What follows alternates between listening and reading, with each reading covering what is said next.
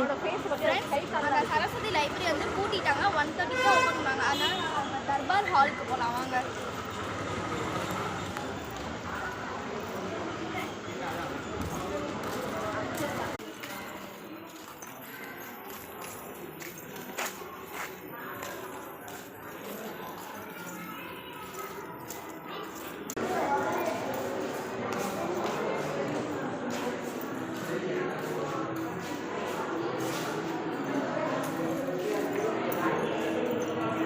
Ticket எடுக்கணும்.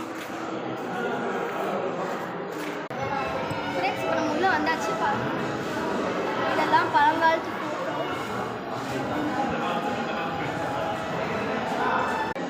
Friends இதெல்லாம் பார்த்தீங்கன்னா அவங்க பழங்காலத்தில் யூஸ் பண்ண பூட்டு.